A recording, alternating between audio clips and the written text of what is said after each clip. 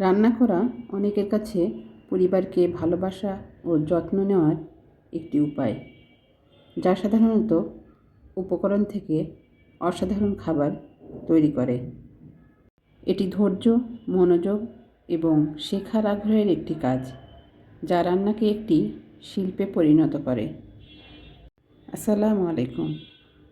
আজকের লং ভিডিওটা সকাল থেকেই শুরু করেছি। প্রথমে সকালের নাস্তা তৈরি শেয়ার করছি, পরে দুপুরে একটা রান্না শেয়ার করব।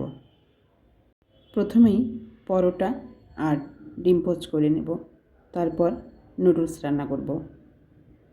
রান্না জানা থাকলে জরুরি অবস্থায় বাইরের খাবারের উপর নির্ভর করতে হয় না,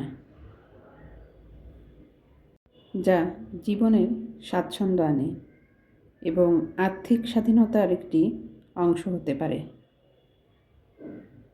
রান্না করে প্রিয়জনকে আপ্যায়ন করা আর একসাথে রান্না করা সম্পর্ককে আরও গভীর ও অন্তরঙ্গ করে তোলে।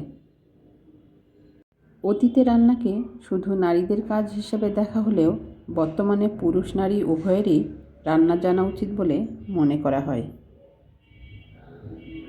এ পর্যায়ে নাস্তার জন্য নুডলস রান্না করছি। নাস্তার জন্য নুডলস রান্না খুবই সহজ এবং দ্রুত করা যায়, যা এটিকে একটি জনপ্রিয় খাবার হিসেবে গড়ে তুলেছে। প্রথমে নুডলসগুলো সেদ্ধ করে নিয়েছি। এ পর্যায়ে পেঁয়াজ আর ডিম দিয়ে নুডলসটা ভেজে নিচ্ছি। সবজি ব্যবহার করলে আরও ভালো লাগে। বিভিন্ন রকম সস ব্যবহার করা হয় জন্য নুডলস খুবই সুস্বাদু খাবার।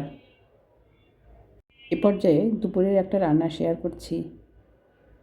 এখানে রুই মাছের ঝোল রান্না করব। টমেটো, আলু, ফুলকপি আর কাঁচা টমেটো দিয়ে এই ঝোলটা রান্না করব। রুই মাছের ঝোল বাঙালির অন্যতম প্রিয় ও ঐতিহ্যবাহী খাবার, যা সহজ উপকরণে ভাতের সাথে দারুণ জমে ওঠে। আলু, টমেটো, ফুলকপি দিয়ে পাতলা ঝোল প্রায় সব মানুষেরই পছন্দ।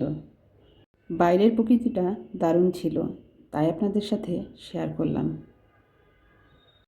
মাছের ঝোল বাঙালি খাদ্যরসিকদের কাছে চিরকালই জনপ্রিয়।